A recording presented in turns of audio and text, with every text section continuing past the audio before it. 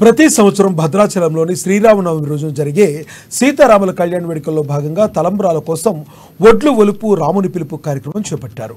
ఆదిలాబాద్ పట్టణంలోని old housing board రామాలయానికి colony మహిళలు తరలివచ్చి ఈ గోటి తలంబ్రాల కార్యక్రమాన్ని భక్తి శ్రద్ధల మధ్య చేపట్టారు.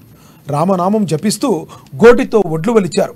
ఈ సందర్భంగా పట్టణానికి చెందిన పోల పారిజాత అనే మహిళ మాట్లాడుతూ భద్రాచలంలో ప్రతి ఏటా కోటి తలంబ్రాల దీక్ష చేపడతారని, ఒడ్లు గోటితో వలిచి బియ్యం చేసి తలంబ్రాలుగా కలుపుతారని పేర్కొన్నారు.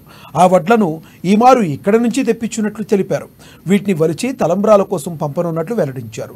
తన మాటకు కట్టుబడి వచ్చి ఈ వడ్ల ఒలుపు కార్యక్రమంలో భాగస్వాములైన మహిళలకు ఆమె ప్రత్యేక కృతజ్ఞతలు తెలుపుతూ ఆ భగవంతుని కృప వారిపై ఎల్లవేళలా ఉండాలని ఆకాంక్షించారు.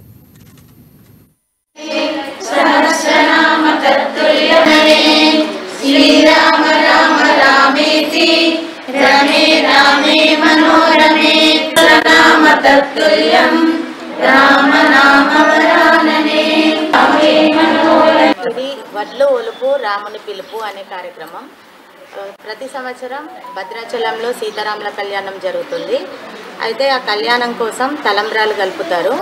ఆ తలంబ్రాలు కామన్గా బియ్యంతో కాకుండా అక్కడ భద్రాచలంలో ప్రత్యేకత ఏంటంటే వడ్లను గోటితో నొలిచి అవిటిని తలంబ్రాలుగా కలుపుతారు.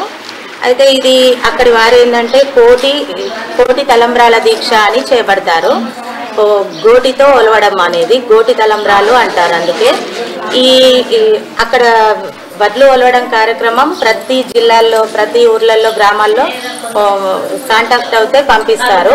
అయితే ఈసారి ఆదిలాబాద్లో నేను తెప్పించడం జరిగింది వడ్లు అక్కడివి భద్రాచలం తలంబ్రాల కోసం.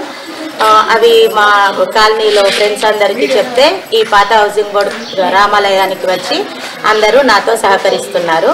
ఇవి మేము భద్రాచలం పంపించడం జరుగుతుంది తలంబ్రాల కోసం. అందరూ సీతారాముల